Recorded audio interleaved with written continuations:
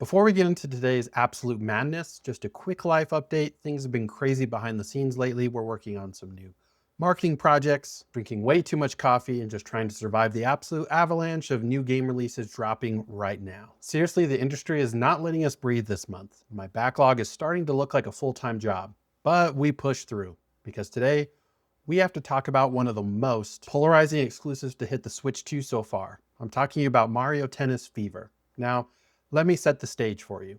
If you are one of the players who spent the last few years grinding Mario Tennis Aces, you know, the guys treating a Mario sports game like it was a sweaty, high-stakes Evo fighting game tournament with perfect blocks and meter management, you need to sit down, take a deep breath, because Nintendo just took that competitive rulebook, set it on fire, and replaced it with banana peels and toddlers. Mario Tennis Fever is an absolute chaotic mess. And honestly, I kind of love it.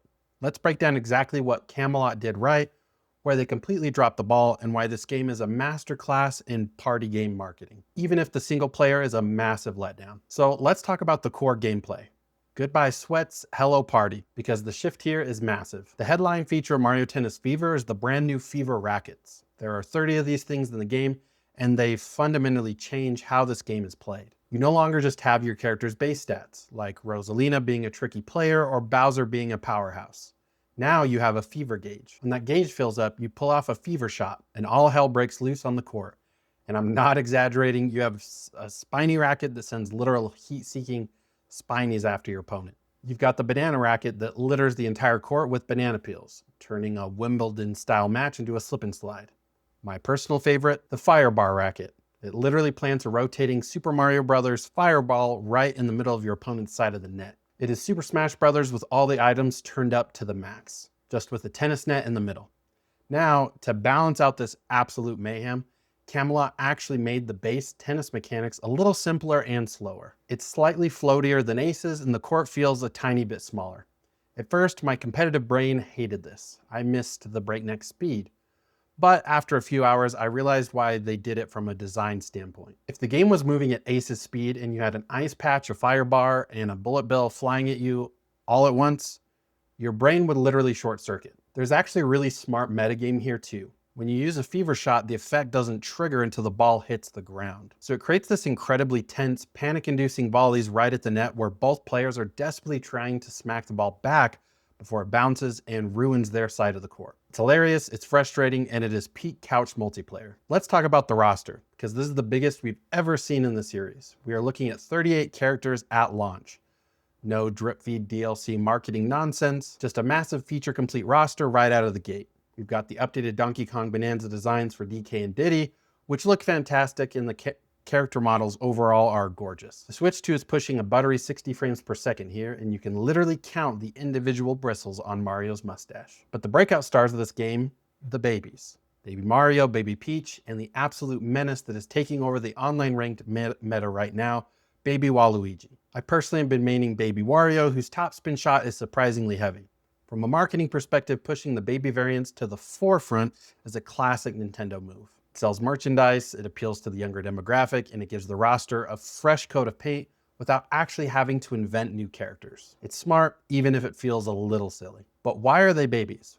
Well, that brings us to the single player adventure mode. And guys, I have to be completely honest with you. This might be one of the worst campaigns Camelot has ever put together. The story is that Mario, Luigi, Peach, Wario, and Waluigi get magically turned into babies, and to get back to normal, they have to learn how to play tennis again. So you are sent to a Toad Run Tennis Academy, and I want you to picture me, a grown man, sitting in my studio, playing a 90-minute unskippable tutorial disguised as a school. You're literally forced to run around, talk to toads, and take pop quizzes. One of the questions was literally, which character type is known for its speed? And the options were all around, defensive, or speedy. Gee, Toad, let me get out my graphing calculator and figure that one out. It is an absolute slog. Feels like it was designed exclusively for a 5-year-old playing their very first video game. Once you finally graduate and get out into the world map, things get a little better. You get cool environmental hazards like ice ruins with chain chomps and heavy mud forests with piranha plants. But there's barely any actual tennis to play. And right when the campaign feels like it's hitting its stride, it just ends. The whole thing is about 3.5 hours long. If you're buying this game specifically for the solo campaign, do not do it. the adventure mode isn't the only thing to do solo. The actual saving grace for single player is a new mode called Trial Towers. This is a 10-floor gauntlet of specific bizarre challenges. Feels exactly like the event matches from Super Smash Bros. Melee. You might have to fight a giant Bowser using 3 baby characters, or play a match where your fever gauge never depletes. The difficulty jump in this mode is extreme and it is highly addictive. Then you have tournament mode, which is your classic 3-bracket cup run. Mushroom, Flower, and Star Cups. It's fun, it's standard Mario Tennis. But I have a massive bone to pick with Nintendo here. They brought back the talking flower from Super Mario Bros. Wonder to act as the announcer. I loved this guy in Wonder. I thought he was charming.